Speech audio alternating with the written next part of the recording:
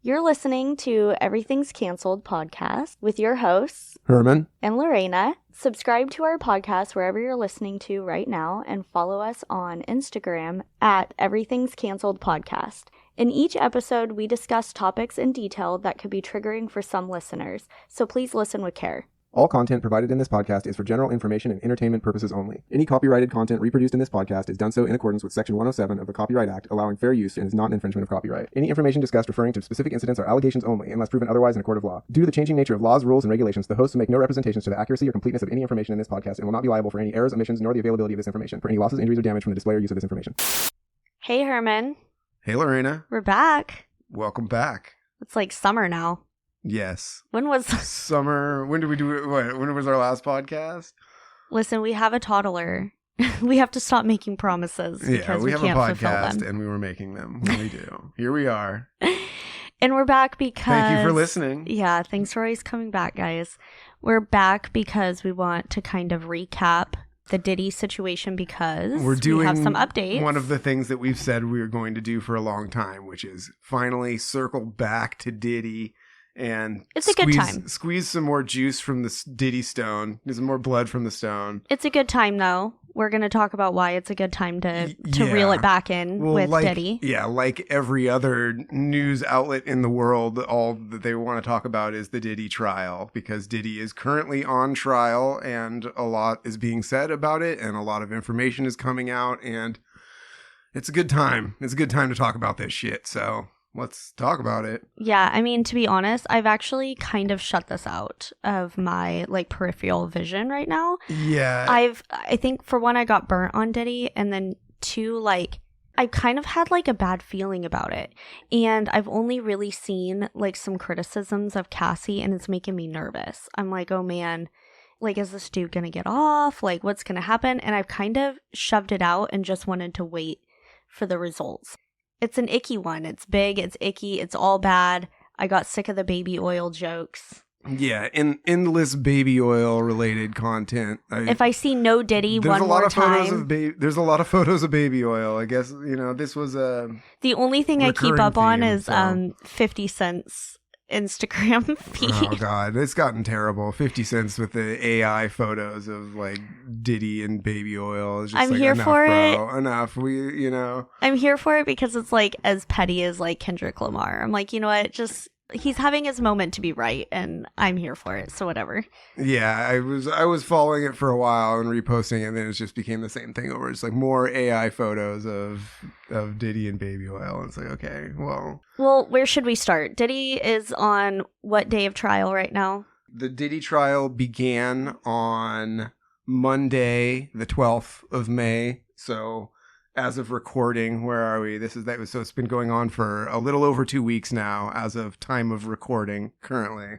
And they're not recording it, so we've only seen some great sketches. Yeah, no cameras allowed in this courtroom, so we're getting relayed information from various news sources, and of course the courtroom sketches that have also drawn a little bit of criticism. I think they're great. Yeah, I don't really. Well, I mean, some of them are a little goofy looking, I guess, but I don't have a problem with it personally. It's a style of art I can appreciate. Well, yeah, and I guess you probably have to do it in a certain amount of time too. They're sketches, right? It's not supposed to. I like that they capture his mouth breathing. Okay. Because Diddy's a mouth breather, and in all the pictures, his mouth is gaping open with that dead eye look. I'm not going to criticize him because I am also a mouth breather, as I'm sure all of our audience knows, and me heavily breathing in the background of every one of these podcasts. So. Well, I don't know. All right. Well, you wanted to cover kind of what's happened since our last episode. If you guys haven't listened to the other Diddy episodes, you got to. Well, I'm sure they have, because everybody who's listened to this podcast probably started with our first Diddy episode. It's true. It's what brought you guys in. Yeah. And so if you haven't, please do. We're not going to recap any of that information necessarily, because, we covered everything that was available to us really at the time. But yeah, since then, a lot of things have happened. We covered the Cassie lawsuit that first came out that was November of 2023, when Cassie first sued Diddy And then a bunch of other lawsuits came out right away. I think it was like 3 other lawsuits immediately. And it really got the ball rolling on everything. Obviously, we know now the Cassie lawsuit was settled immediately.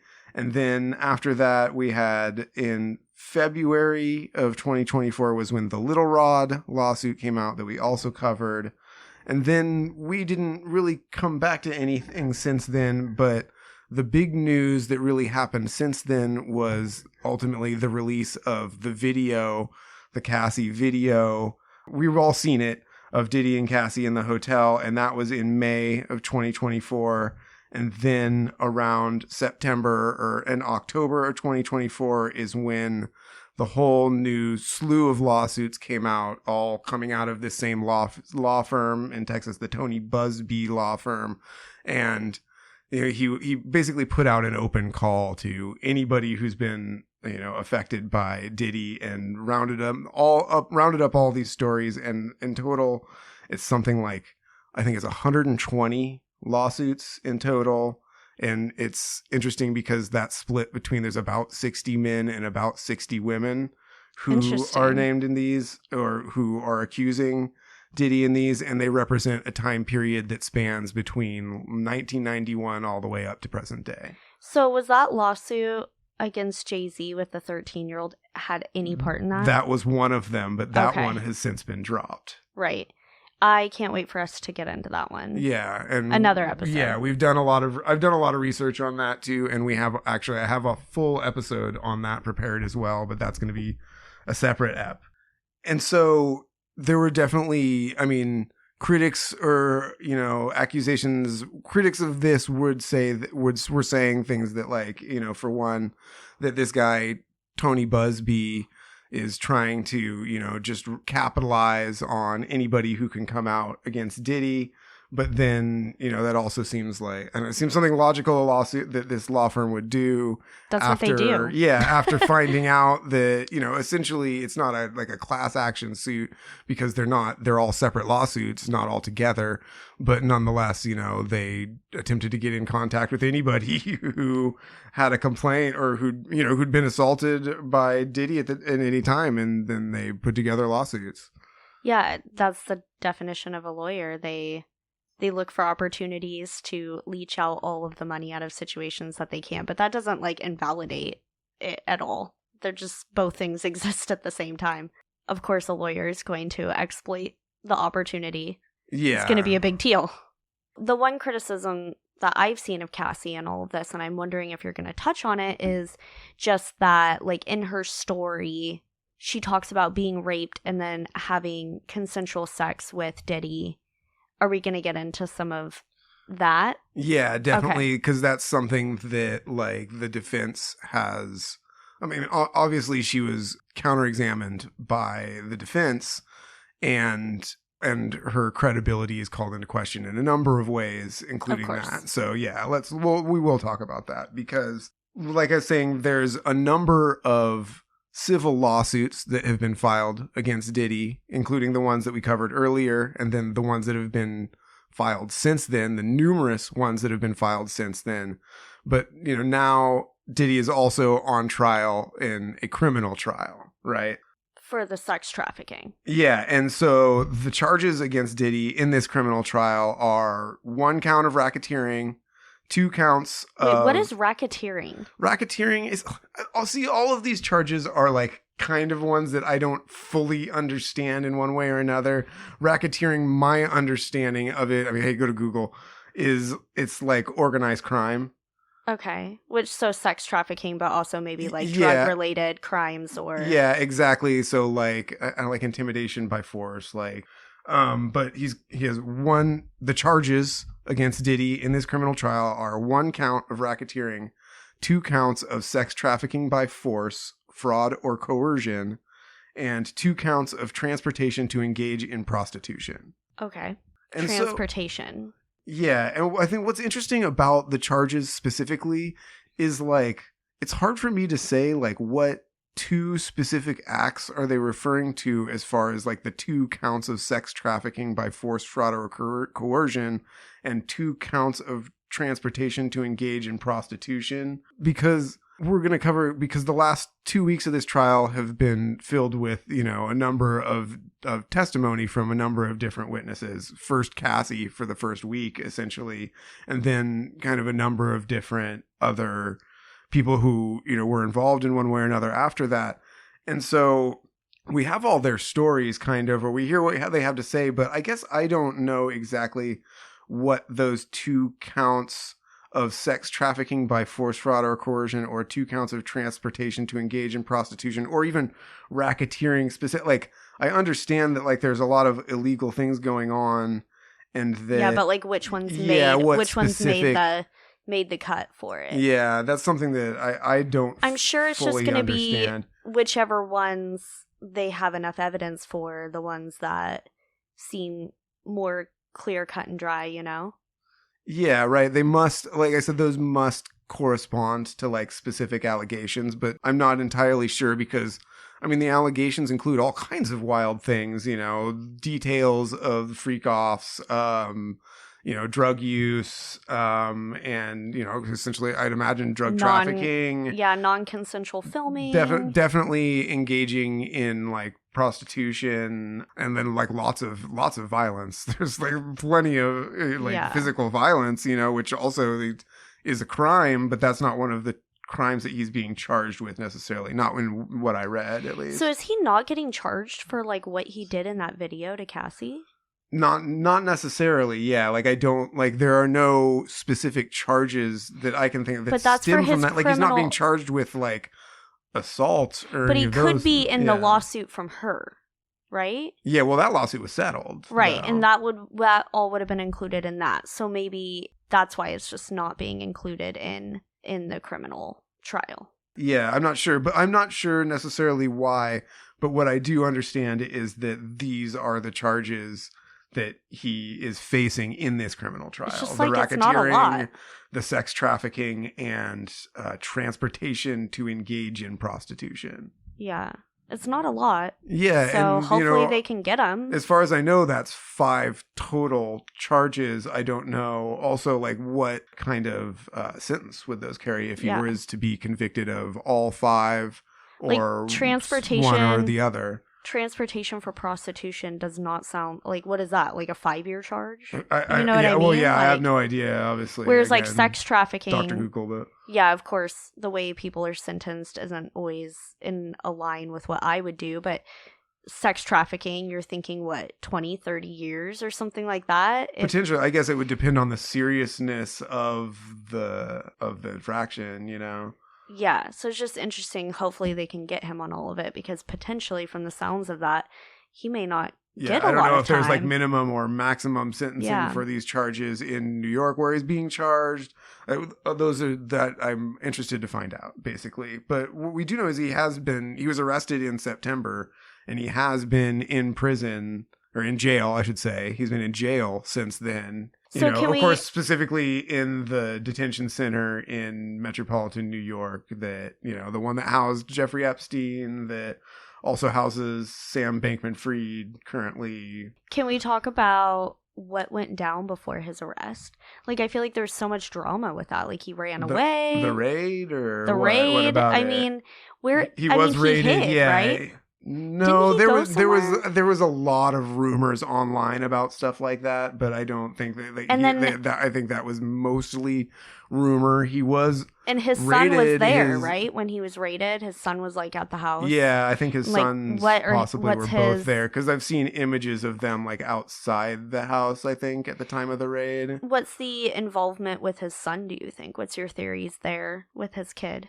Well, there's a lot of things about the relations between, like, he has several sons, right? I think Justin and Christian. Okay, but I don't know. You're asking about stuff I didn't research for this podcast, but they're like, I do know that there is the incident at the Los Angeles recording studio where either potentially Diddy or his son shot a guy in the bathroom at the studio, and then, when LAPD came, they were just like whatever about it. They were told that he was shot outside the studio, and they just believed the story. We covered that before, though. Whatever is going on between him and his son is fucking weird. I'm not saying the whole like family relation is strange.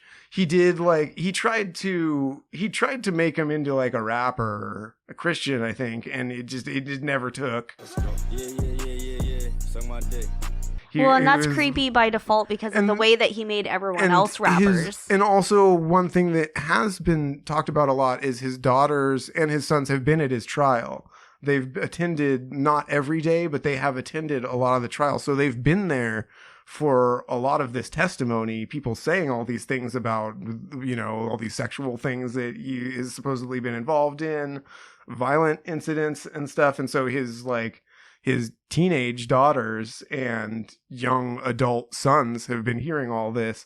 And there's definitely been, that's interesting in and of itself. I've seen criticism of that, he has his family there to support him and, that he's potentially traumatizing them by having them hear all this stuff.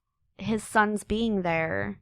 Whatever relationship is going on with his son, like I have no evidence that he has like sexually harmed his children in any way, but he made them a rapper, and like how did he make these other people's careers? By sexually exploiting them.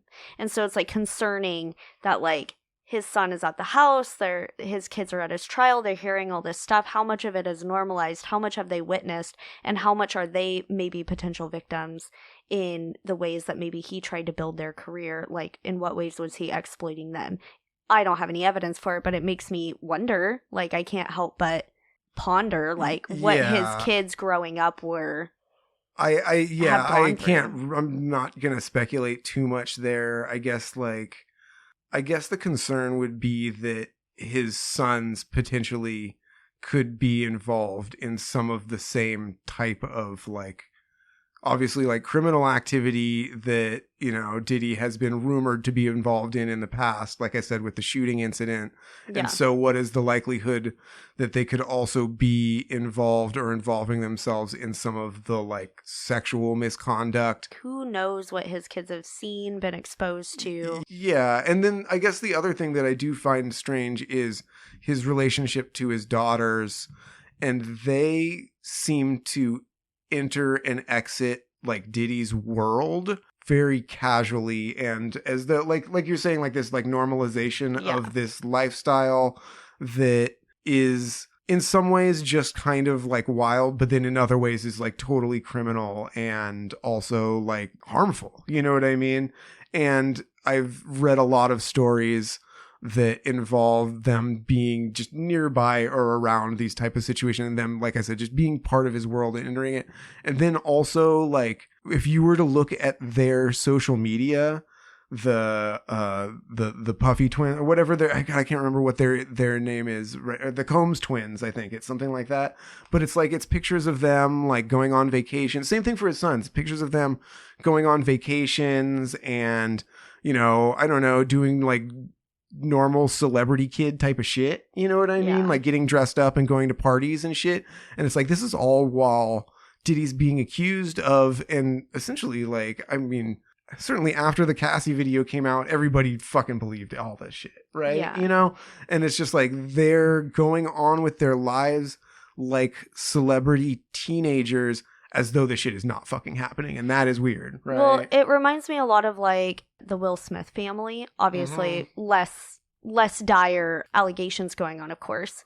But the way that they took those kids and were like, you are beyond the normal world. You don't have to go to school. You don't have to do anything. Yes. You get to be part of like the Smith family, and they're kind of a little bit of a family cult, and like they hang out with each other. Those, even as adults, those kids are with their parents. They go on vacations together. They're doing psychedelics together with their kids, and those kids are fucking weird. Love me some Willow, love me some Jaden, but they're fucking weirdos. When I really care about somebody in my life, and like when I really love them, I come to them and I'm like, hey, like, can I build you a bed? Like, can I build your bed frame? And they're like, that weird life has been normalized for them, and they don't fit into the regular world because their parents didn't make them, totally.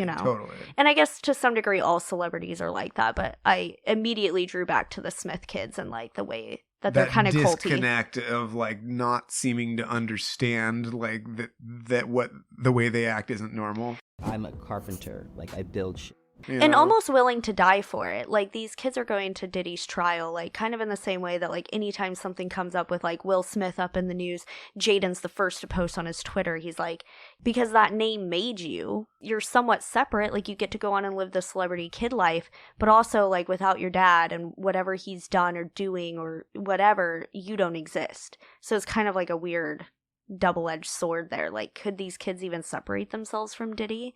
Not really. Yeah, and I definitely stopped short at wanting to say, or at saying that his sons, and definitely not his daughters, it's like seem to be involved in any of the type of stuff necessarily that Diddy was involved in. Or I'd stop short at speculating that his children might be his victims, because I haven't really heard that from anywhere, nor do I necessarily have I got that vibe, I guess. But I mean, I guess you could consider them victims in another way by them being like exposed to something harmful. What I was going to say is that, like, it's very human to be normalized to whatever's going on in your home. We're all normalized to our parents' behaviors. And none of us come out unscathed from our childhoods. So to some degree, we've been normalized and victims of our parents, whatever they brought to the table. The severity of that, like, your parents may have not been Diddy sex traffickers, but you leave your parents, right? But you leave your parents' home and whatever things. My dad who listens to this podcast. Hi, Pops. But whatever your parents normalized, you came out, you know, normalized to that, and you had to go out into the world, and anything that wasn't normal in your home that you grew up with, you had to unpack and go like, oh, well, actually I grew up with, you know, it could be anything from like the way you communicate to whatever. So I'm sure those kids have been normalized and victims of their parents to some degree. Well, yeah, I was going to say, we see this like happening with almost every kind of form of like child star. Yeah, or every child celebrity's kid is a victim by default. Well, like I said, just like that, like lack of like that disconnect from reality, and then also like the way that they are vulnerable, that they're vulnerable because of their position as well to becoming victims or just like falling into like all kinds of fucked up shit. Yeah. Yeah, all celebrity kids are victims by default. They like, just are. Yeah, I'm thinking of like child star celebrities and like, you know, their tenuous situations that they find themselves in so often, right? The story we hear over and over. You know, we definitely touched on that back in we don't have Nickelodeon stuff, and we don't have any rumors of like Diddy doing anything to his kids specifically, but yeah, I do not believe that those kids came out of Diddy's home unscathed. I can be certain of that. The weirdest thing is the way that they go from being fully involved in like Diddy's life and situation to just presenting themselves as like normal for celebrity kids on the internet, dude. It's like, that shit's weird. So let's see. Let's get back to the trial a little bit though. One thing I wanted to talk a little bit about is the lawyers, because these lawyers always come up, and so I just wanted to touch on like some of the lawyers that are involved here. This is your favorite game, and I never pocket these lawyers' names. Ever. Right. Well, this is just something that just keeps coming up. You know what I mean? And that, like, okay, it is the same lawyers and the same law firms are involved. These same celebrity lawyers are involved in every single one of these situations. And so obviously they have a lot of control in how these things come about and how they go down.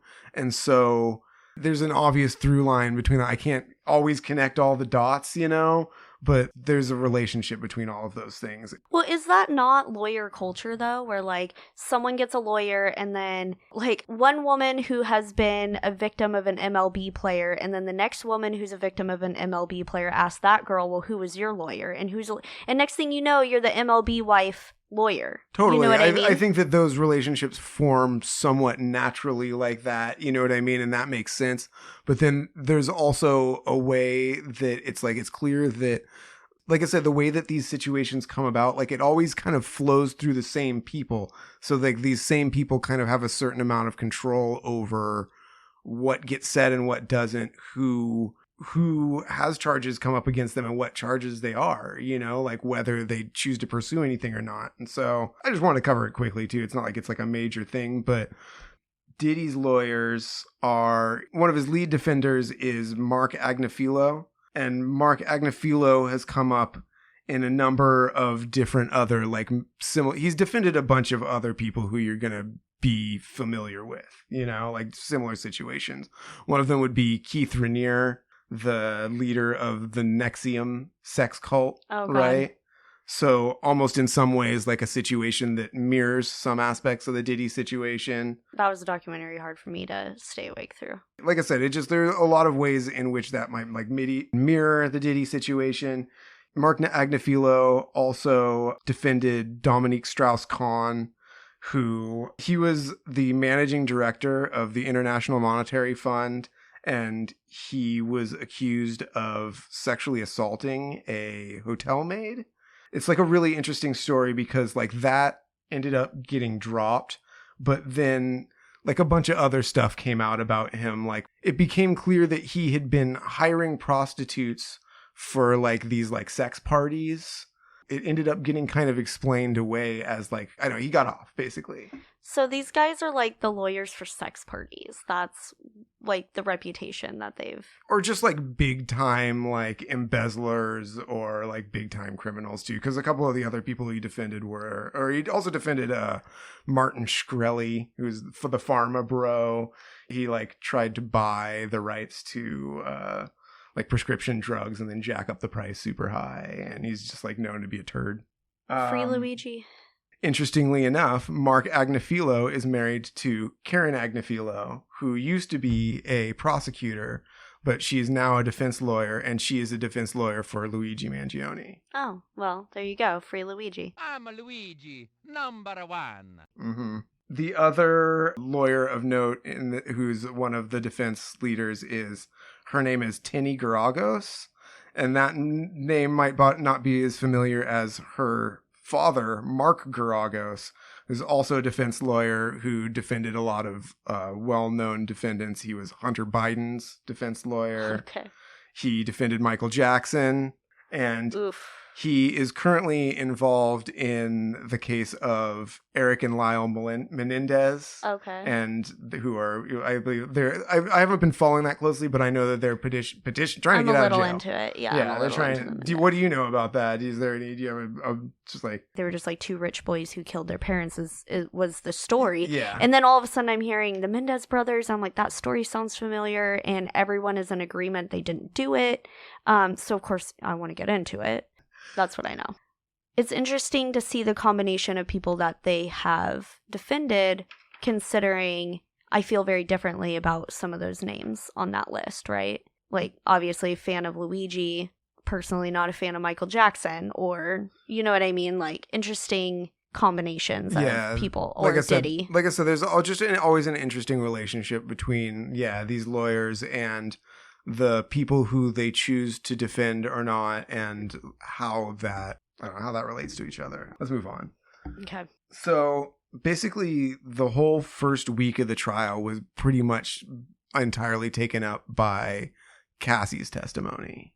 And Cassie is very pregnant. Yeah, you see her in the sketches. One thing of note is that she's very pregnant. She's close to being due. I don't know. I was going to say exactly. She's large right now. I was going to say how many weeks or how many months, but I don't know exactly. All I know is she's very pregnant. I mean, I'm just looking at the sketches, and it's clear she's very pregnant, and that's interesting to me for two reasons.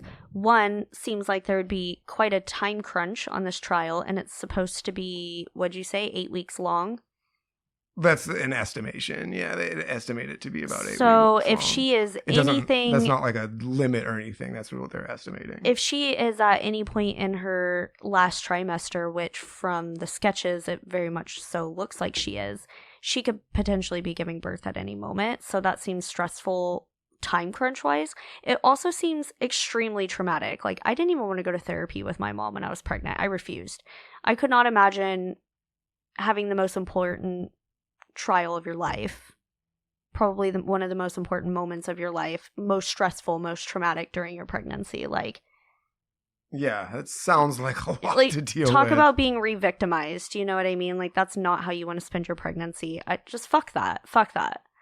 Yeah. I don't know what to say about it other than just like, I mean, that's incredible that she could manage to do that while pregnant. I don't, what do you say about that, really? Right. Well, as someone who works with pregnant women, I got a lot to say about that, but we'll move on. Okay. So the first week of the trial was Cassie's testimony with her testifying and then being cross-examined. She covers everything, a number of different like specific incidents in which like Diddy was violent. And she also covers her relationship to Diddy, the whole kind of arc of it. And then also like specifically the freak-offs and details of freak-offs. So what kind of details do you have that we didn't have before? Do you have any? I wouldn't say that there's a lot of specifics that we didn't have before. It's mostly her covering it, but she's now testifying under oath that these things are true. So we now have like these things entered into the public record as testimony, right? I do have some notes about the way that the defense has approached trying to discredit Cassie and some of the things that she said. Here we go. One of the things is that they had her read some of her text messages that were to Diddy in an attempt to try and portray her as, like a willing participant in these things. They had her reading her text messages, and in some of these text messages, she expresses a desire, quote unquote, desire to engage in, quote, drug-fueled group sex. You and Sean Combs were in love for 11 years, right? Was the first question that Diddy's lawyer asked Cassie. She said, yeah. You loved him? I did. You believed he loved you? Yes. I love our freak-offs when we both want it, she wrote. I want to freak off right now, LOL. I want to have fun with you. He said, let me know if you want to have a late night. Jules is available. If you're not into that NP, we can just do a thing. Love you. She replies with love you back. He says, if you're not super horny, what the fuck? She said, horny, of course I am. Then Cassie says, go to hotel. He said, okay, how long are you going to be, you think? I was away all week, partied with you all week. Record?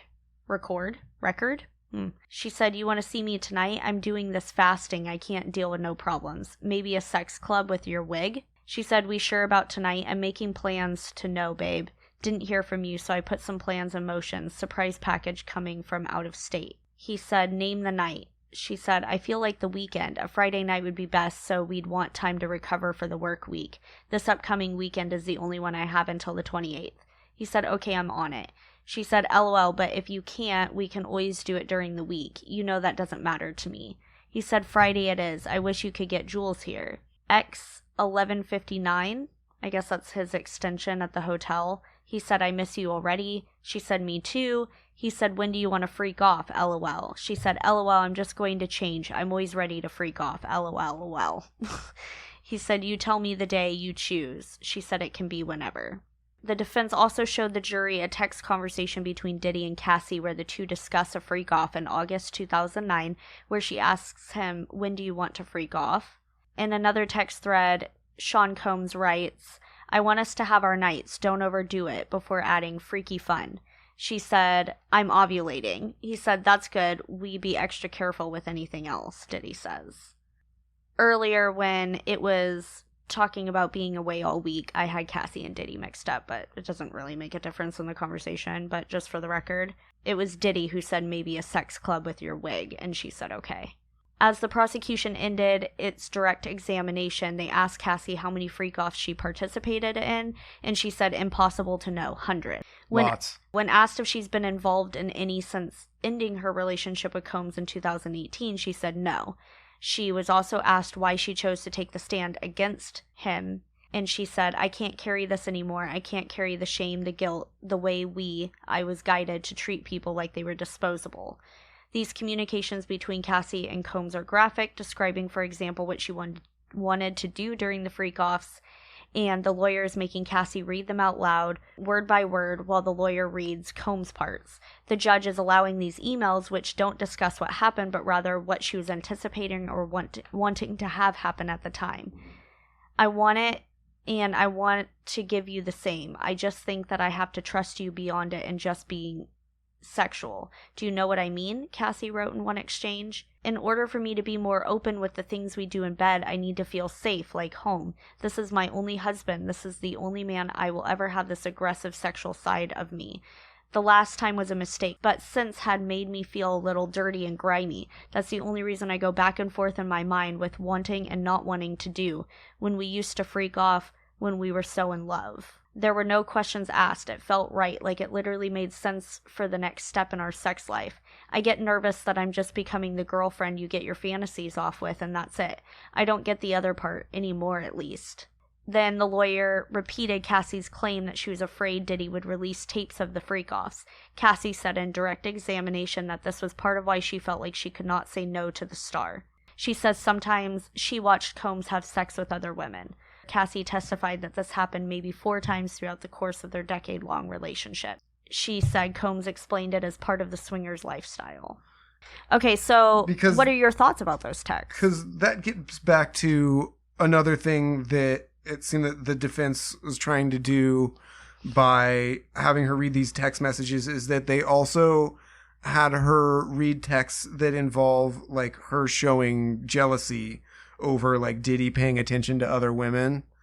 And Cassie said that Diddy wouldn't allow her to see anyone else, but that those rules didn't apply to him, which is also seems so strange because at the same time he's also forcing her, according to her, to engage in these freak-offs that they primarily involve her having sex with other men while he watches. But right? He got to control it all. He got to choose who and when and where. Exactly. And that's something that I think the defense is trying to do by portraying her as, one, a willing participant, which, you know, she was on some level, but then, you know, she also says that she felt, you know, quote unquote, she felt locked into a life of abuse because another thing that would happen was that he was filming these encounters and that, you know, she testified that he would threaten to release this video as blackmail. And so he essentially has control over that, which I also think is interesting too, because on one hand, he's using like these videos as sexual blackmail, right? To trap her into the relationship or into continuing doing freak-offs or whatever. Even though he's in these videos? Or well, not necessarily. I think a lot of the videos are her would be, if they're freak-offs, the way the freak-offs are described, and they're described in detail by some of the other witnesses who have testified in this trial, that they primarily involve the same thing, that it is always like a situation in which like Diddy controls everything that's going on. They involve like Cassie having sex with another man, or a baby oil situation where they're rubbing them down, each other down with baby oil. And then, you know, maybe like Diddy is telling them what to do or something like that. It involves Diddy telling the man where to come. I guess I'm jumping ahead, but like this, 2 of the men who've been involved in these freak-offs have testified so far in the trial. And it's been consistent. With well, their stories are exactly the same. Yeah. Exactly the same. That they were like male strippers or, you know, worked for some sort of sex work, you know, and they somehow got in contact with Diddy and were invited to hotels. These freak-offs like would always take place in private hotels, which is another thing that seems to be like often kind of confused in the like discourse around this, kind of like the difference between like Diddy parties and freak-offs, where, I mean, of course, who knows exactly what celebrities are involved in what at Diddy parties and whether those turned into freak-offs or not, or whether those involved group sex, or who knows. There's not a lot of specific information about that, the same way that there is specific information about these freak-off situations, and they seem to be separate. Well, how does that work in anyone's lives? You go to people's parties and you know that some people stay after you, or you're invited to stay later, right? And eventually the party dwindles down until just the cool people are there, and what happens during that. You know what I mean? Like, that's how parties work. Well, yeah, but what's interesting, I think, about that is that we now have so much specific information about who is involved in these freak-offs, where they took place, when they took place, like exactly, and also like every single thing that happened during them. And we have very little information about what took place at the Diddy parties after hours and who may have been involved or not.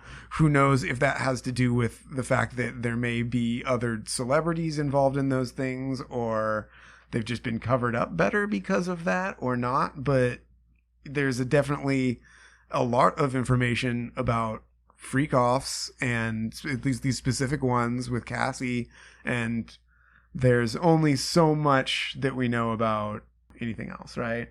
There's a lot of rumor. It's a huge cycle of blackmail between this person and this person to this person to this person. Like, if you come out about this person, it reveals that you were there, and maybe you saw or did this, and that takes out another person. And I think the sexual blackmail thing is interesting in this case too, because that seems to be what's going on in a lot of these cases, right? That, you know, Diddy is potentially, that's one, Cassie testifies to that, you know, he's videotaping these freak-offs and that he's threatening to release this video to, you know, to her family, to ruin her career, to do whatever, you know what I mean? Which is interesting, I think, in context of just how many sex tapes there are out there too, and like the sense that, I don't know, like essentially like Kim Kardashian's entire career started based on a like quote unquote leaked sex tape. I think from like just like any standpoint, you'd expect like if these things existed, you know, like that she wouldn't want it released. But then like, well, is the argument there that like maybe it wouldn't have been devastating? Maybe it could have been good for her career or something. Depends on what's going on in it. Yeah, I don't know. I mean, I'm certainly not like making that argument necessarily, but I just especially think if he's guiding the whole thing and going play by play and telling them to do things, is some of that stuff going to be seen as fucking weird?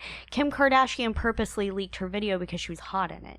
You know what I mean? Like, if someone else is taking a video of you and directing you and you're doing these things, especially if you're on drugs, you don't remember what you said. Which is something that is, you know, was testified to be a common occurrence, that like that she was taking drugs often during these situations. She claims that they were, or she says that, you know, they were both addicted to opiates at the time. They were taking a lot of pills. Yeah, these She's videos also taking are not party flattering. drugs, sex drugs, you know. They're not flattering. They're just going to make her look trashy or whatever. Yeah, I mean, I'd have to agree with that, but I just think it's an interesting situation too, considering the popularity of quote unquote leaked sex tapes as well, or like, and then considering like the effectiveness of sexual blackmail, considering that. And also, not every leaked sex tape turns into a Kim Kardashian situation. Think about like the Tommy Lee and Pam Anderson. In some ways, their fame went up, but that literally tortured their lives. It ruined their lives to this day. And they never made a penny on it, you know? So there's those stories too. That was something that I think the lawyers were making a big deal about, was trying to kind of fold these freak-offs and that type of activity like into the, like specifically using like the term like the swinger lifestyle, and that they're involved in like a swinger lifestyle, and that, you know, essentially trying to like normalize it. But I want to highlight the fact that she says she did sometimes see him have sex with other women, but that was, you know, that was an issue that caused jealousy for her, and that he didn't allow her to be with other people other than when he was essentially forcing her to in these freak-off situations. And so that doesn't really necessarily represent the type of like falling under the umbrella of like a consensual swinger lifestyle, the way that the lawyers are trying to portray it. And I think another aspect of that too is that during a freak off, while she may have been having sex with another man, it was a situation in which she described it as he was controlling every aspect of the situation. You know, so he's still in power in this situation. And then also like the difference between these freak-offs always took place in a hotel room, in a private hotel room. And like I said, Diddy's famous for parties. Diddy parties, you know what I mean? But that's not where these freak-offs took place. Right.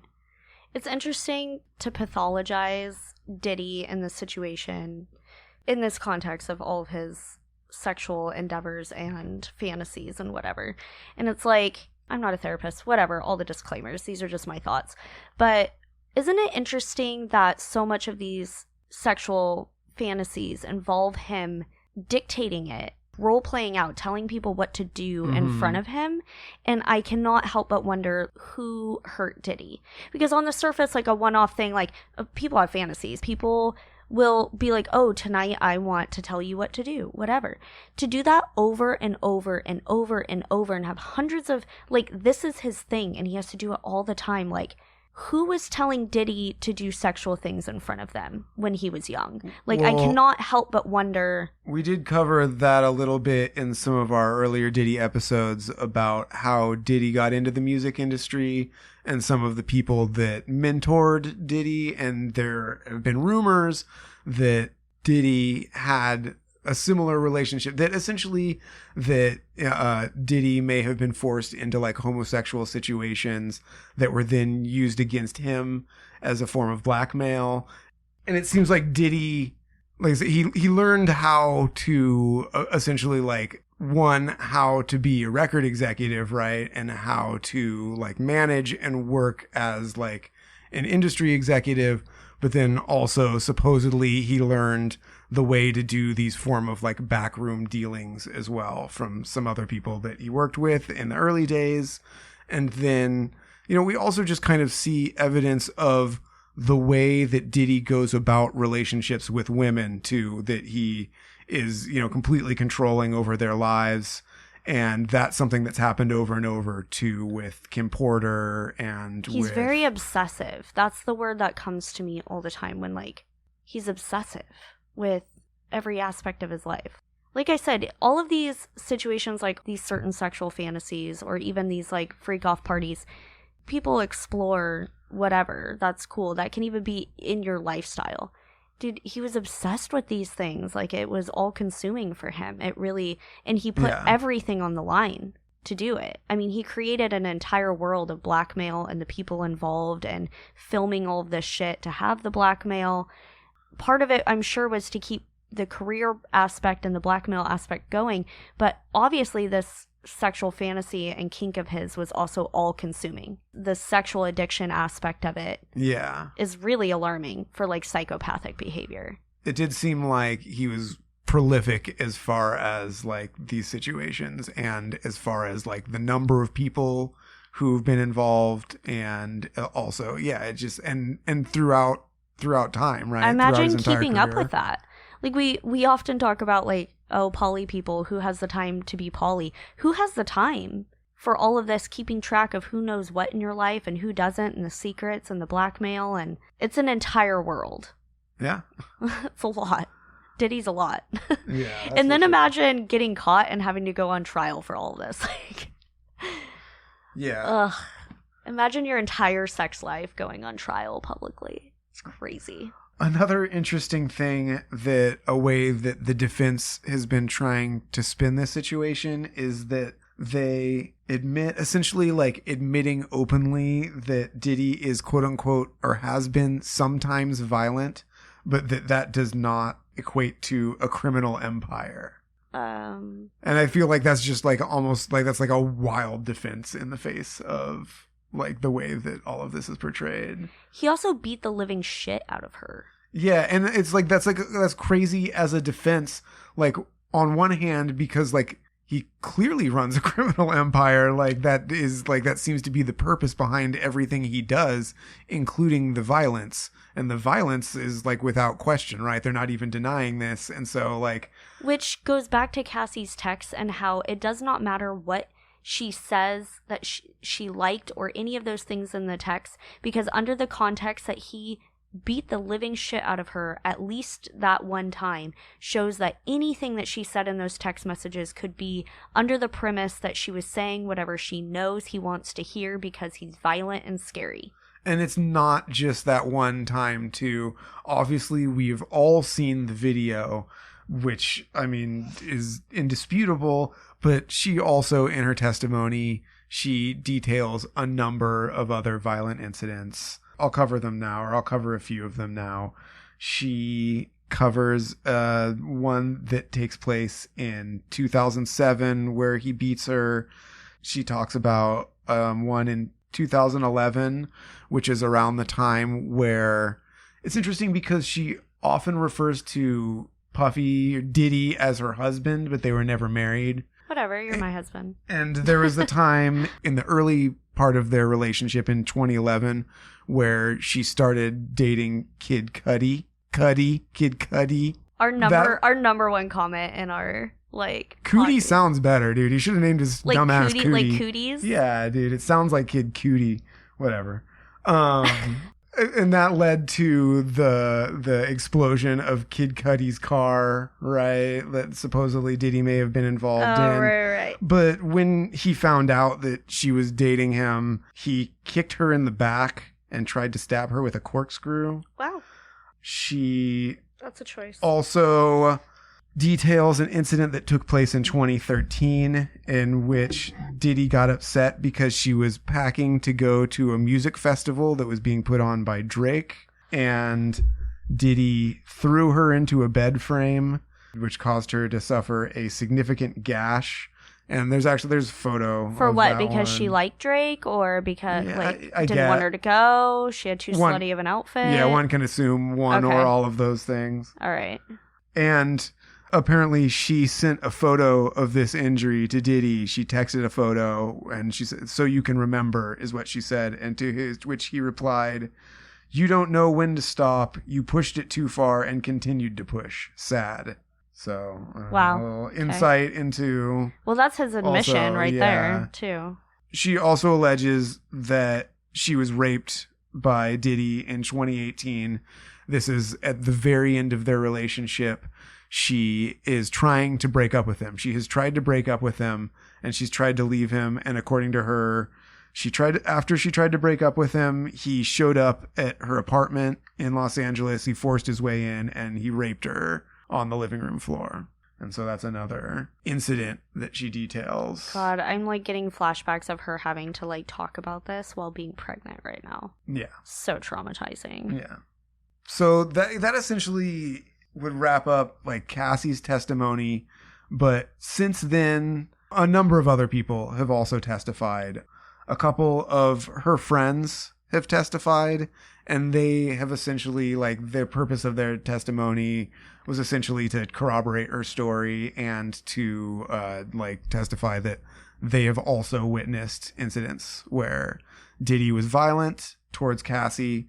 And she's been seen with bruises and everything. Well, yeah, and these photos were entered into evidence too. They've since been released to the media. So those are available too. There's some photos available. There's definitely a photo of her with a big gash by her eye, one of her with a fat lip, some photos of some bruises and stuff like that. We're not going to be reposting that, but they're available if you need to see that. Some of the other testimonies come from people who also witnessed violent incidents. One of those people would be Dawn Richard, who was formerly in the Diddy group Danity Kane singing group. Okay. And some other Diddy Dirty Money or something like that. They keep crediting her with this. I've never heard of that. I don't know what this another. I said, Diddy's output is just really god awful. People criticize me for being unfamiliar with black culture and yeah, sure, fair. But I'm also just unfamiliar with really shitty music too. Not all black music, obviously, is not what I'm saying. But Diddy missed me a lot. I just...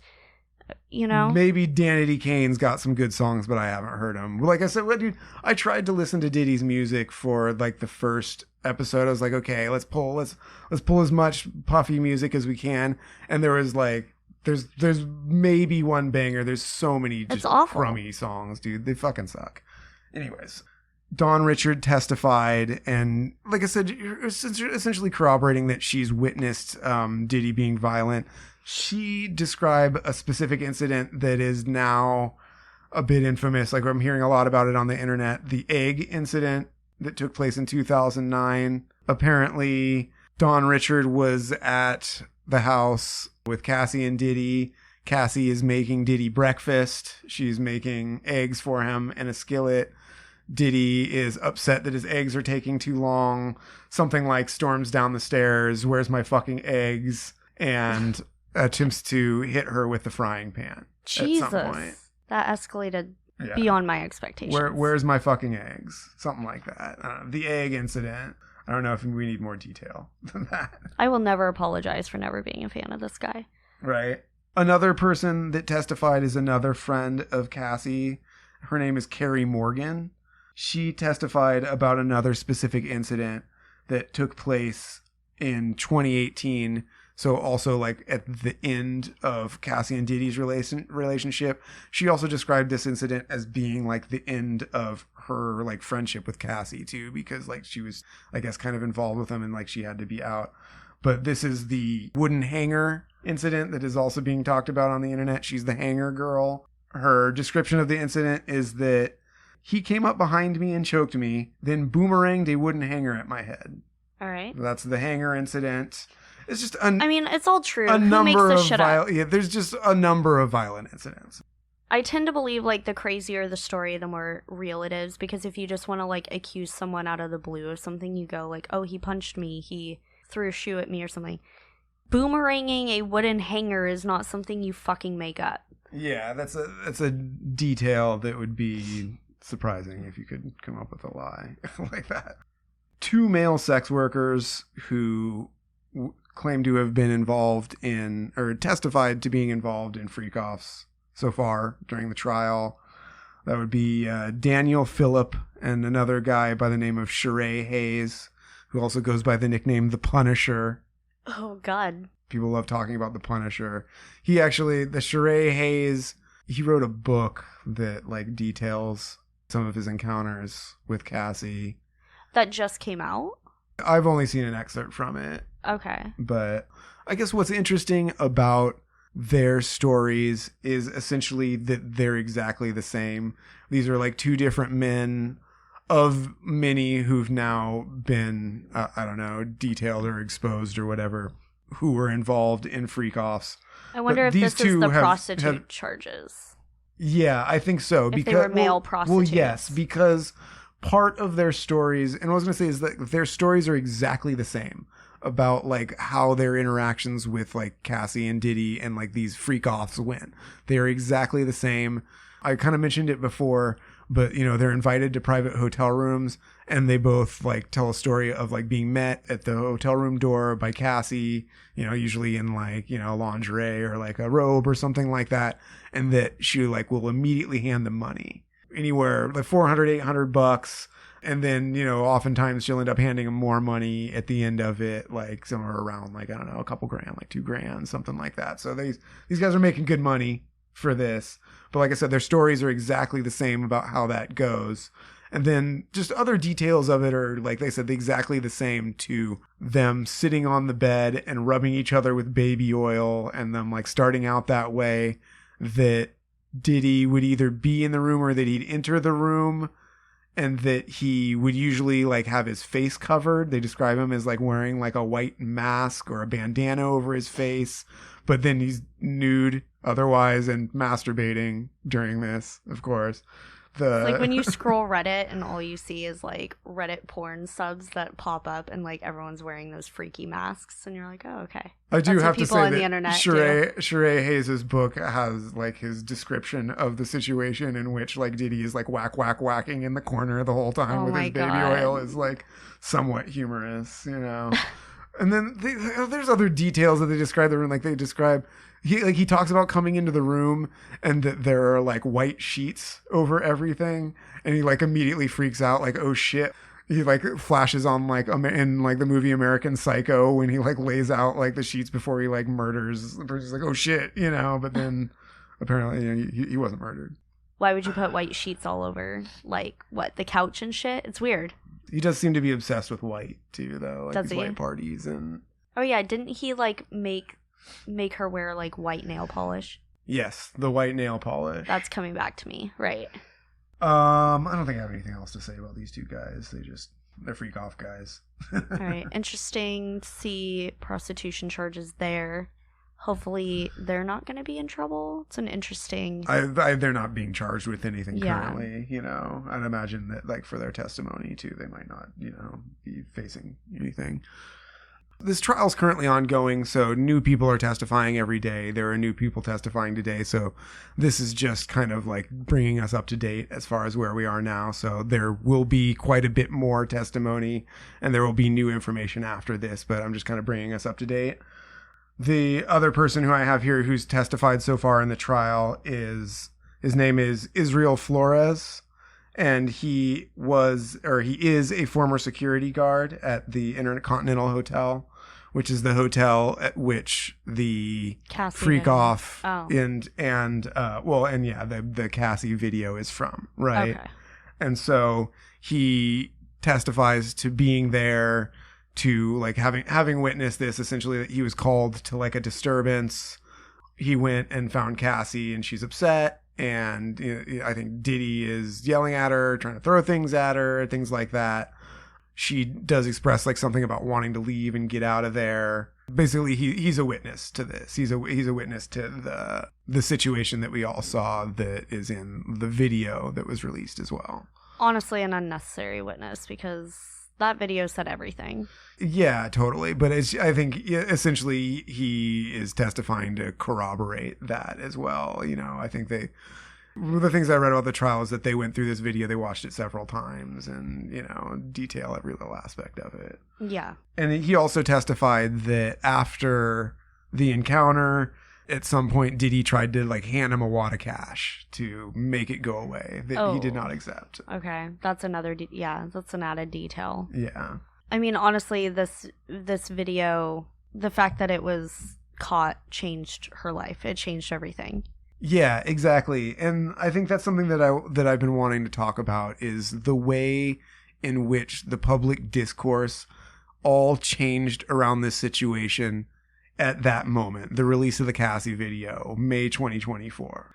Because you listen to this podcast, if you probably heard our first one, you were there for this, and this is kind of like our claim to fame, if you will, is that like we did these podcasts about Diddy like kind of before all this shit came out, right? Before the video. Yeah, certainly before the video, right? As all the lawsuits were coming out, and we just kind of dug into the lawsuits and the information that was available there. And I'm still struck by it the same way that I was then, in the sense that, like, to me, I hadn't thought about Puff Daddy for fucking years. He was always the corny dude who can't fucking dance in like those music videos. Yeah. And so like I hadn't thought about this guy, and then finding out that there is just all this horrible shit about him, that like, he was potentially involved in a handful of murders, that he's, violent, all these sexual allegations, blackmail, potentially being involved in like a number of people's careers, ruining them or otherwise, and some poisoning accusations, all kinds of fucked up shit, you know what I mean? And I guess just like, obviously the video came out, and then like everybody knew it was true, right? It just confirmed every single aspect of it for everybody, kind of. It's crazy. That's what you need. This much horrible stuff can happen to you, and it won't go anywhere without a video. Yeah. Like, everyone heard all this freak offs, this and that, and everyone's like, well, let's just see how it turns out. Maybe we don't know. We weren't there. And it literally takes a video. What I think, and that's what I think is so crazy about it, is just that, like, from a perspective of believing victims, right? Believing women, all we had to do was look at, like, the mountains of evidence about this stuff. Regarding, all of these other things that we knew about Diddy from the things that we learned in the lawsuits, because that's where we learned about freak offs, right? We never even heard of a fucking freak off till then. Now we all know. But like, from a perspective of considering the possibility that she's not lying, when you put all the pieces together, you obviously don't have a conclusive idea because you're not there. You don't fucking know. But when it all makes sense, it all fucking makes sense. You know what I mean? And then the burden of the proof is always on the woman, and it can be very difficult to put those pieces together clearly, accurately, and Yeah, I guess, most of the time it's going to take a video for it to go anywhere. And still, she's pregnant and having to defend herself that the reason that she sometimes consensually had sex with this man does not negate the fact that he often raped her and beat her. And it just seems clear that once this video dropped, that became the indisputable proof not only of his violence towards her, which we clearly see in the video, but kind of everything else too. You know what I mean? And I guess, like, while that video is your best evidence to know that is true, I don't know if we really needed it. Did you really need that to know it was true from like a perspective of even just considering like believing a victim on like what they say, and I'm not saying like that you can't approach those stories with a healthy level of skepticism, as I believe we do, but nonetheless, like, I mean, come on. It's terrifying as a woman because we're always thinking about approaching every situation and where we go and what we do, wondering if, we would be raped in this situation. And we are forced to think about, well, if I'm getting raped, if I, scrape my nails into his back, I'll have his DNA. If, you know what I mean? Like, you're always thinking about what can I do if this happens to me to make sure that I get justice. And it's terrifying to report your abuser. That's a scary thought that I think most men never have, but women have at all times, right? Yeah, all the time. We're thinking about how we hold our keys in our hands when we walk through a parking lot because we might have to stab someone whatever. If I want to go for a bike ride, I get on my bike and I go ride down the river trail by myself, and I don't think for a second that I might be raped today. Yeah. And I don't think there's a single woman who does that without having that thought. I think it's on our mind 100% of the time. It's just trained in the back of our head. And we often don't report our abusers because we see shit like this and we go, well, if there's not a clear-cut video of it, am I going to get justice? And even then, there are videos of their sexual interactions. That's not what proved or is going to prove that she was raped. It's the underlying violence in the relationship that might corroborate, because if she looks compliant in these, or if they have a video of her consensually having sex but they don't have a video of the rape, or that's even only like going to text messages, right, that they can try and use to portray her that way. I have a friend whose husband tried to murder her, and she had many stab wounds, and you would think it would be clear cut and dry. He tried stabbing her like 17 times. This is attempted murder. And he was 10 years older than her. And the entire trial, they pulled out a list of every person she had ever had sex with to prove that she was promiscuous, which would lead to him wanting to stab her, despite them being separated for many years. And it's just like, is that what I would face if I took my rapist to jail? Would they find a list of everyone I've slept with? You know what I mean? It's like... And yeah, you would. Like, you put your sexuality on trial when you've been raped by someone. And clearly that's happening for Cassie as well, with the ways in which they're trying to discredit her. But like you said, even like if there were videos of her like engaging in some of this like this sexual activity, that might not be even enough to prove that she's being forced into it. Right? We need like but we've seen this graphic portrayal of the violence that he used to control her and to ultimately force her into these situations. To keep her in that relationship, exactly. Why she couldn't leave, and why she would seem compliant and consensual in every... Because if someone's going to beat me like that, I'll do whatever they want me to do. That's just the truth of it. Yeah, and it took her a long time to get out of this relationship. And he's potentially murdered people. If she knows that he's potentially murdered people, that's... Yeah, a lot of people know this too, and have... And his ex-girlfriend is part of that. Into the realm of rumor, you know what I mean? Because he's not been convicted of any of these things, but there's a number of different situations in which he may or may not have been involved in people's deaths. Yeah. Blowing up people's cars, dangling people over balconies, hitting people with hammers, shootings. The idea that she texted, "Oh, I love it when we do this. Let's do it again." Because that's exactly what he wants to fucking hear. And if she doesn't say that, what's going to happen to her? Literally, that video proved that anything that she's done was out of fear. Yeah. Absolutely. But we'll see what the court and law and jury say, I guess.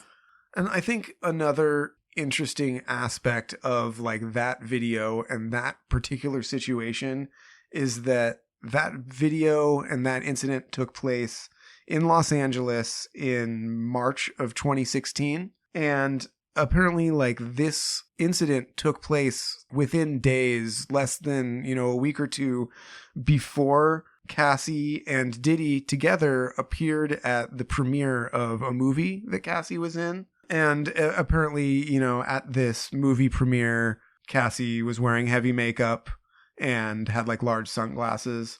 So she like potentially still had like visible injuries from this particular incident while she was on the red carpet for this movie with Diddy. Weeks later? That's crazy. Yeah, I'm not sure exactly how close they were in, but I mean, clearly they were close enough that she would still have visible injuries and had to cover them on some level. Ugh.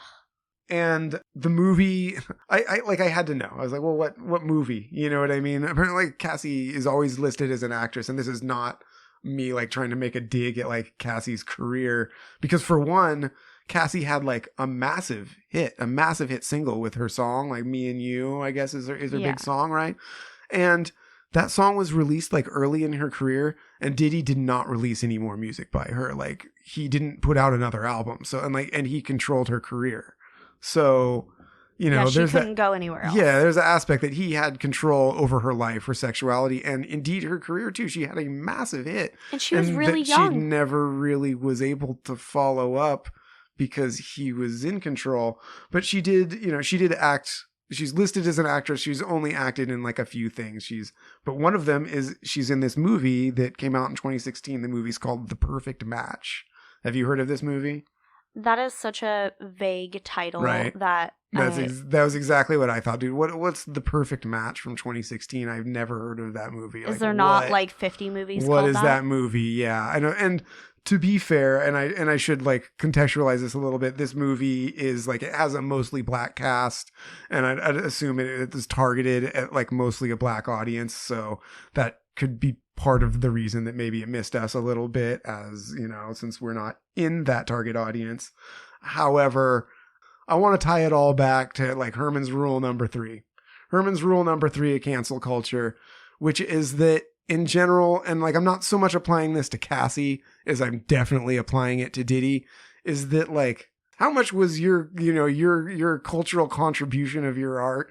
Was it really valuable enough to put you in a position of like such power in your industry that you were able to get away with all this fucking shit? Cause like, I was like, fucking Puff Daddy, dude, like, you know what I mean? His music fucking sucked. Well, did Diddy have anything to do with that movie? Or are you just saying that he controlled her career? Well, he controlled her career. I'm sure he was somehow related to getting her the role. You know what I mean? Like, I mean, I don't know, but he managed her. And so I'd imagine that he was involved in it in one way or another. I definitely, like, I would definitely accuse him of controlling her career in the sense that, like, he didn't allow her to become any bigger either, kind of. You know what I mean? Like, he was in control. Yeah. Yeah, so I guess I just want to reinforce that your criticism of the movie is not even really Cassie, because she could have done better movies and better roles that were bigger titles. Potential. I would certainly say that maybe the fact that she did have like one big hit song is like an indication of the fact that maybe she is more talented than she was like allowed to like achieve that level of like success, you know? And I would assume that that's in relation to Diddy. I guess like my real point is just that like Diddy always sucked. Like Diddy always sucked, but somehow he was able to parlay his position of power into other positions where he had more and more and more control. The thing that really brought that to my attention, and this is like stupid, was the fucking Subway Jared thing. Okay. Because like Subway Jared is the best fucking example of this, where like all Subway Jared is like a dude who was a spokesperson for fucking sandwiches. You know what I mean? He like he brought so little to the world. Like Jared didn't have a great song. Jared didn't make a great movie. Jared wasn't really fun. Like, he's just this fucking dude who is just an advertisement guy. But, like, he was able to, for one, turn that situation. He was able to parlay that into, like, a situation where he has a lot of power as, like, a person in the entertainment industry. And then he was able to parlay that situation into, like, being able to being a prolific sexual abuser of, like, minors. And it's just like, how did somebody as fucking inconsequential as Subway Jared, why did we give them enough power to be able to fucking do that in the first place? It sounds so stupid, but if you aren't familiar with that, he literally used his sandwich fame to do talks at school with children about losing weight and eating sandwiches and getting those kids alone and abusing them. Yeah. And like, it was a literal direct situations. Yeah. From, like, sandwich commercials to molesting children. Yeah, direct line. Fucking sandwich guy. A to B. You know what I mean? And it's just like, I guess, like, that's, like, such a good example of the same way that I feel about Puffy, in the sense that, like, Puffy's cultural contribution is certainly, like, much greater than Jared's, but how fucking great is it? Not that great. Like, not so much that, like, he should have been allowed to, like, occupy this position of power in his industry that allowed him to be the person that he was or is. Like, certainly if there was no Diddy, we probably would still have Cassie and her career would be bigger. I would have to agree, though. I mean, there's no way to know. Yeah. I mean, she could have gotten bigger roles, better than that movie. She could have had more hits than just... I would have to say that I'd have to give her props there and think that maybe she was more talented than she got due. Although, I guess I'm not like I'm a huge Cassie fan either. I'd never heard the song. Cassie didn't miss me. I knew who Cassie was a little bit. I was also very young at that time. It would have been kind of around the time that, like, Puffy was kind of on the radio a little bit, so I had heard of him for sure. Yeah. For the record, I got a lot of criticism in the Diddy episodes for, like, not knowing Black culture. It's just that I didn't know Black culture at the time I was 2. You know what I mean? Like, I deserve a little bit more credit there. I'm not going to claim to be part of Black culture more than I am, certainly, but... Well, we're honest here. I don't think it's fair to, like, say I don't get to have an opinion on, you know... Well, we're not claiming to be experts is the thing, you know what I mean? Yeah, certainly. We never came here to say, like, oh, that we know so much about each person individually as much as we're here to comment on the culture around it. Obviously, we weren't that into Diddy before this or knew much about him, so okay, that part of the culture missed us. However, he's deep in our culture right now, in rape culture, and that's where our opinions come in. And not that we have professional opinions, but we're here to say shit. Well, and I think that by, like, applying our perspective to it too, we were able to tease out the truth. We were just here to have a podcast to sort of vocalize our point of views on these topics because there just wasn't a lot of that around. Granted, most of the Diddy stuff you're going to hear is not going to be in defense of Diddy. We're not unique to that in this situation. But certainly, we were unique in the beginning in the sense that before the Cassie video came out, we believed the woman first. And that has been a goal of our podcast. We're grateful for the people who came to our podcast for that reason, to get on the Diddy train first and sort of ride the ride with us that we believed the woman first, and we're happy to say that we were right. So I think we have a little bit of value in that. And I still don't think we're wrong on any of our takes on our other podcasts either. Well, prove me wrong. You know what I mean? Yeah. Like, I'm not here to push a certain viewpoint.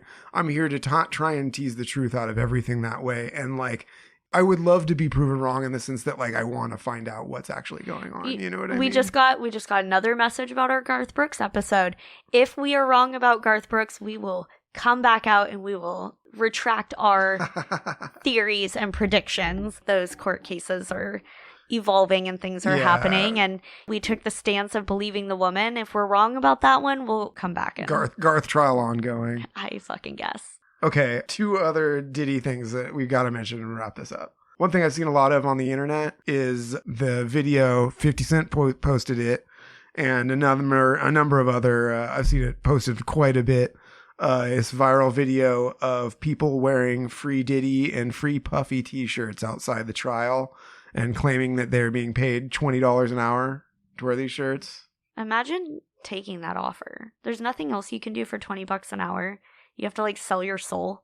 Well, hey, I'm not blaming easy $20, but you know, if you need the money, that's an easy 20. But like, yeah, but like, what type of people are doing this? Are these like people who need desperate people? You think they're desperate people and not just totally like how is Diddy finding these people? In the video, there's like an interview with a woman who claims that like she was just approached on the street and like offered. Okay, so money. literally people, just like on people the who street. are just like hanging out nearby, supposedly, are being offered $20 an hour to wear free Diddy shirts.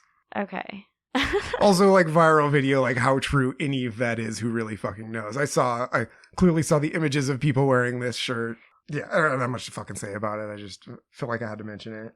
The other thing that I found so funny that I don't know if you'll care about it the same way that I did is when Diddy would check into his hotel rooms, or sometimes to like get, I guess like getting like prescription drugs, he was known to use a pseudonym. Uh-huh. And Diddy's chosen pseudonym is Frank Black. Stop. Like Frank as in Wiener. I guess he could, yeah. Like Black Dick. It's funny that that's your association with that, because my association with that, Frank Black, the guitarist and singer of the band The Pixies.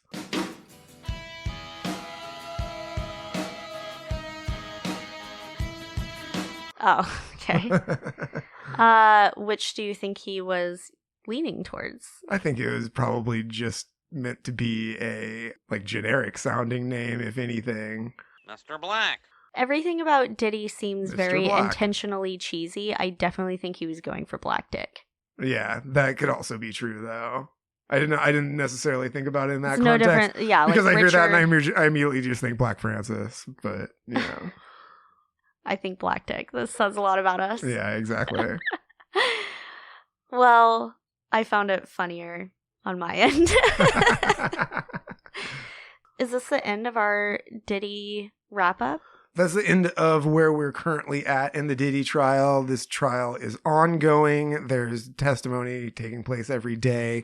I guess we'll come back if anything happens. It is estimated to take place for 8 weeks, so that's about 6 more fucking weeks. So maybe we'll chances come back. are there's going to be a lot more. Yeah, well, there's going to be a lot more to say. There's going to be some more juice to squeeze Well, when here. So we're we'll definitely be talking gonna- about it more. We'll definitely come back when he's sentenced, for sure. Yeah, well, I mean, obviously that is the big question mark that remains at the end of this, is will he be convicted for what? And I want to hear what he could be sentenced to, Yeah, I what wanna hear what's your- gonna happen, man. I want to hear your prediction of how long you think he'll be sentenced for. Just Oh, what do you feel in your heart's going to happen? I think he's going down pretty hard. I think there's a couple different scenarios that could take place. I do think that he's going to get hit somewhere. Like one of these charges is going to stick, if not a couple. And I think that they'll probably come with like at least a significant sentence. I'd say like 20 years plus, I was thinking he'll get 30 years. What's his face got 30 years? Hyde. Masterson. Yeah, Danny Masterson. I mean, he was slapped with 30 years. Like, they're starting. I mean, he was sex convicted crimes. of rape, but I mean, these are also serious charges. Sex trafficking? Yeah, I they're mean- also serious charges. I don't know like exactly what are the penalties they could carry. Like I said before, but I was watching an interview with Gene Deal, and I thought that Gene Deal said something interesting. He said that he thinks at a certain point that Puffy, that like the heat's is gonna be too much for him, that Diddy isn't used to being in jail, and that he isn't used to being pressed this way, and that he's also not used to not having access to like drugs, and that like all of that pressure is going to eventually cause him to cave, and that he's gonna take a plea. He has aged significantly since being in jail. Yeah, I think there's definitely some he's not looking credibility good. to that Yeah. opinion. I mean, Gene Deal has a lot of opinions. I'm sure but- he'll attempt suicide too if he gets a long sentence. I mean, it just wouldn't surprise me if he. If you want my prediction, I do think that he's going to be convicted for something. Yeah. It'll be interesting too if we start getting more names about other people involved, and but we went through this with the if Epstein. you want my prediction on that, I would say that is unlikely. Yeah, I mean, we went through this with Epstein, and we didn't Mhm. really get much. Even though we did get some, it didn't Yeah, do anything. and- Clearly, like as much information as we can get about some of these situations. What do you want? You want to go out? The dog needs out. Hold on. Clearly, as much as we know about some of these situations, plenty of it stays obscured too. Yeah. Like, particularly Epstein collaborators and that type of stuff, people who have something to lose, right? And who still have careers. They seem to be able to somewhat successfully cover up some of that stuff. That seems to be happening here as well. I mean, rumors are stirring. Like, people are talking a lot about, like, Ellen.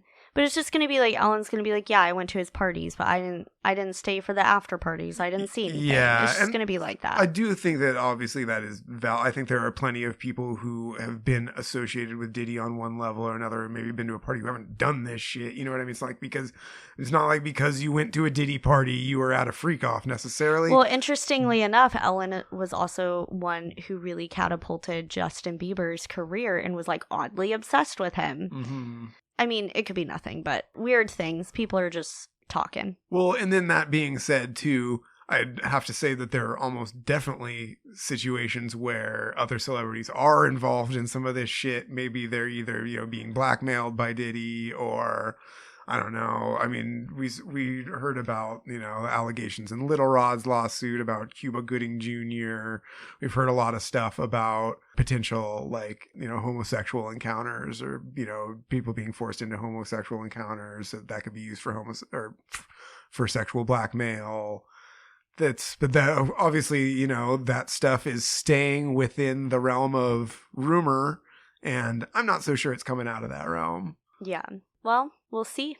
Stay tuned. Yeah, we'll see. We'll see what we learn, So, do we want to wrap up with some everything's canceled updates, news? That reminds me also of an article that I shared with you, Lorena, and that I'd like to direct all of our listeners towards as well. It's by a woman named Danyel Smith. The title is "I Knew Diddy for Years. What I Now Remember Haunts Me." And it gets to that, what we were just talking about a little bit, in the sense that it's an article that's written by a woman who, she used to be the editor-in-chief of Vibe magazine. She was for years. And so she's worked with Diddy closely in a number of different situations. And she has kind of a personal relationship to him as well. In this article, she talks about a number of different situations that involve some situations that involve him threatening her and speak to kind of the ways that he would go about business as far as threatening people or threatening violence or doing things like that. The rest of the article is kind of self-reflection on her own relationship to the music industry and how she was able to be in the music industry and what she kind of needed to do to be successful. And then also reflection on how that relates to her relationship to Diddy, knowing things about him, trying to kind of put that together with okay, well, how responsible or how, close to all of these horrible things was she? And, what relationship does she have to that? Does, she have some sort of, I don't know, responsibility there? It's an interesting article. And I think, one, it's clearly entirely and very truthful. I think it explains a way and the ways in which maybe you could be involved in the industry and be involved in Diddy's circle, even somewhat closely, but not necessarily be involved in this type of shit, but the ways in which you still have kind of a relationship to it, and do you have a responsibility there or not? Anyways, I would. I mean, thinking about the culture changes around these conversations, Mm-hmm. and how truly the idea that you were responsible in any capacity for things that happened around you, however much you knew about it, that wasn't really a conversation until however long. Or recently, post Me Too, right? Yeah, it's oh, I didn't do anything, but because maybe I knew something or there were signs, even just knowing the signs of domestic violence or rape in someone is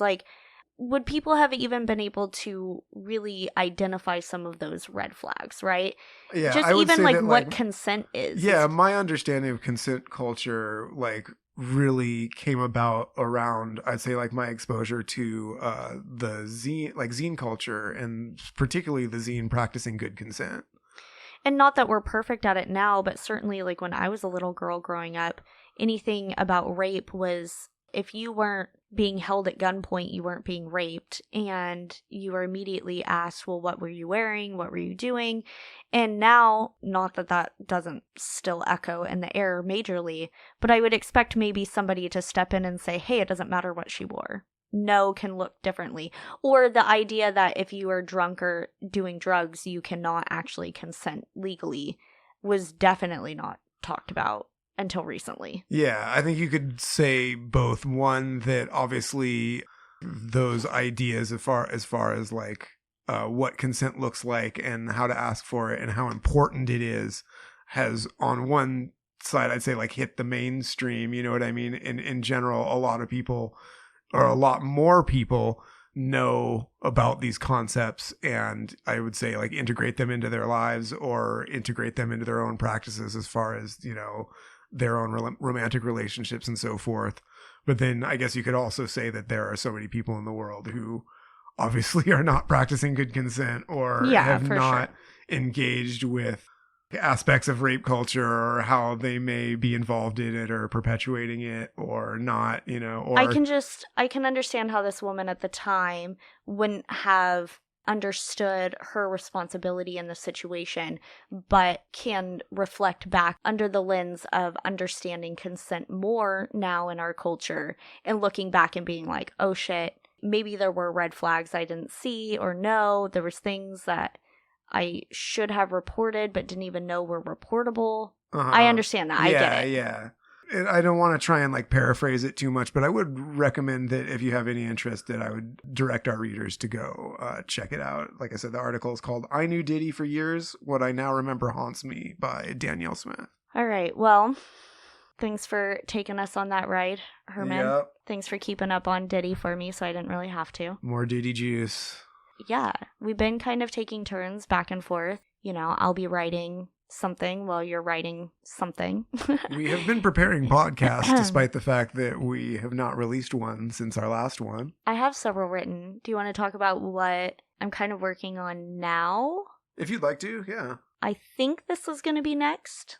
I think. It's upcoming regardless. So obviously you can't hold us to anything, but I have written 12 pages, so fucking hopefully it's coming out. Right. So it's actually going to be, my plan is to do a 2-part episode where the first part is going to be released on my solo podcast, Sex Without Fear, which I haven't put out new content on in a couple of months, so this will be me coming back for a new season.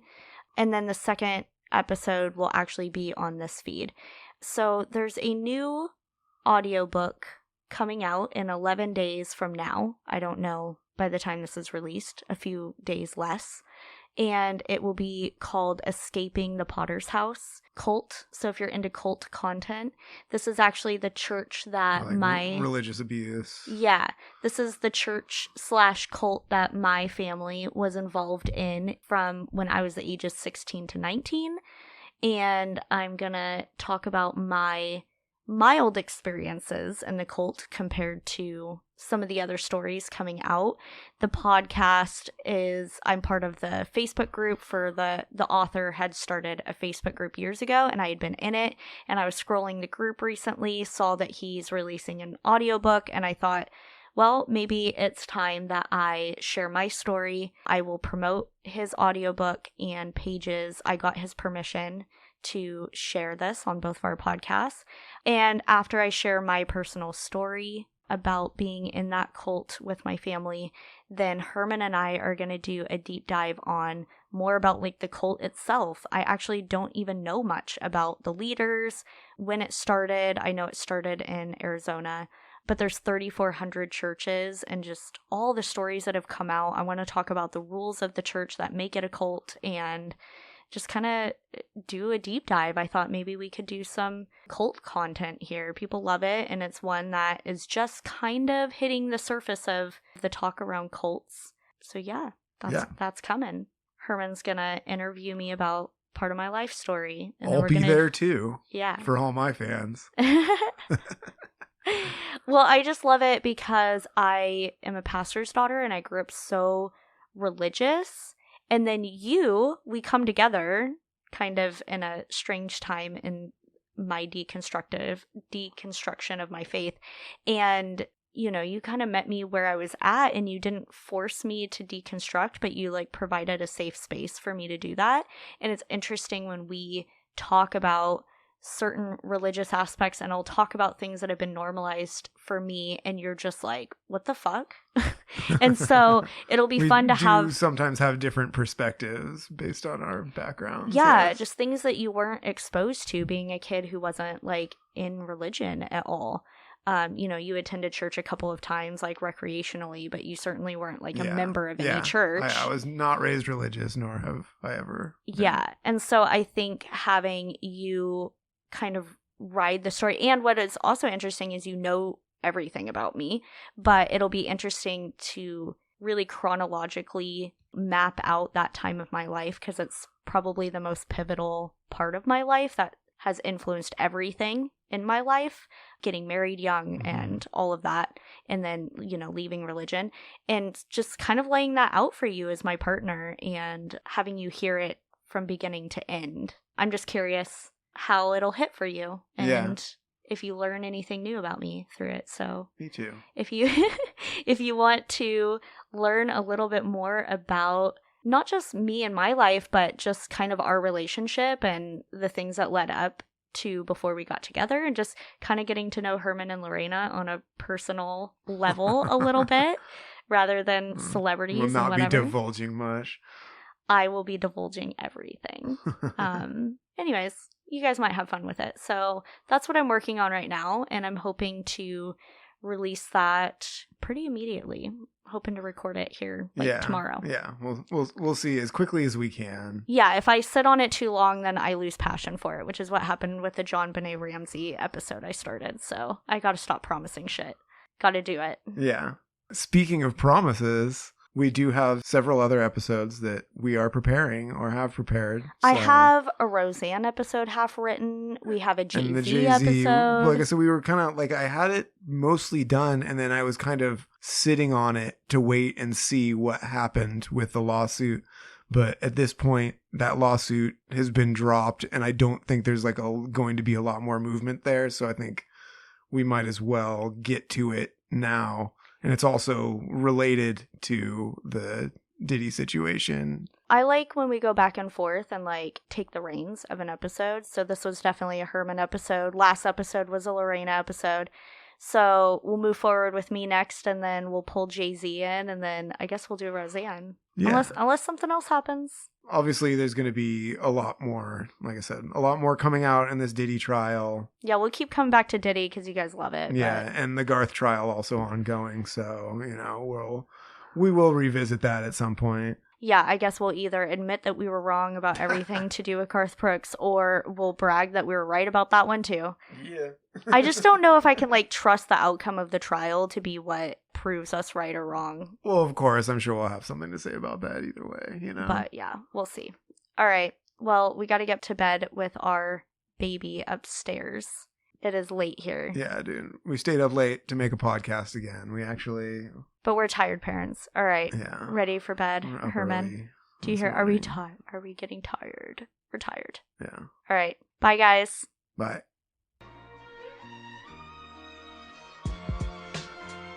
The diddler, the diddler, the diddler, the diddler, the diddler, the diddler,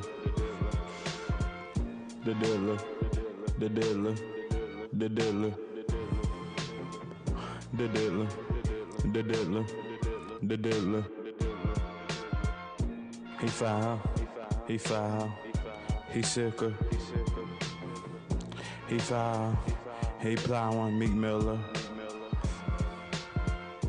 He wild, he sicker. He wild, the diddler. He fiddles, he fiddles, he fiddles. The alcohol, he putting eggs in them. He tricking, he drugging the women.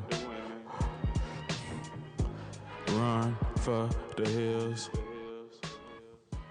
It's the diddler, the diddler, the diddler, the diddler, the diddler, the diddler. diddler.